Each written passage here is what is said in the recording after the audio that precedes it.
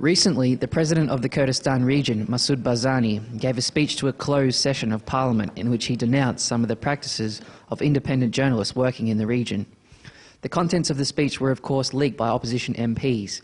Mr Barzani is alleged to have said that the journalists critical of his government are muddling the condition of Kurdism and distorting the Kurdish personality. When two academics published a joint article criticising these comments, Mr Barzani took legal action against them. A large demonstration was organised in protest, and after pressure brought about by the international NGO Reporters Without Borders, Mr Barzani backed down and dropped the lawsuit. We interviewed President Barzani's personal lawyer. A lot of reports that are published these days contain false information, and they think they have a right to print whatever they want. They must understand that if someone is libeled or unjustly defamed in print, he has a right to sue, and the courts will investigate. While the latest high-profile lawsuit was dropped, others have not been so lucky. Soran Omar, editor-in-chief of the independent Rega magazine, was recently forced to close down his publication after a multi-million dinar lawsuit was brought against it. Freedom of expression in Kurdistan exists only in name. Its principles are totally ignored. Giving government data to journalists is prohibited.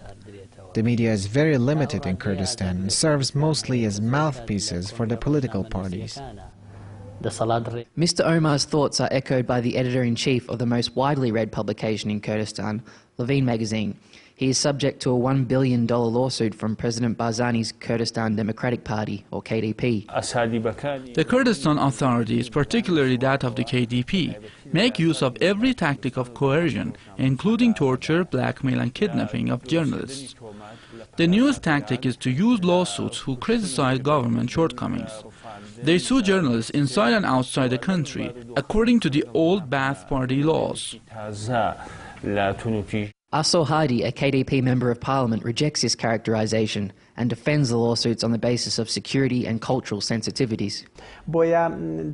Freedom has its laws and limitations. Journalists are so concerned with these cases because they want to write or broadcast things that are far from the truth. They even attack the cultural principles, which is not acceptable to the common people. Their writings may threaten the security and stability of the region.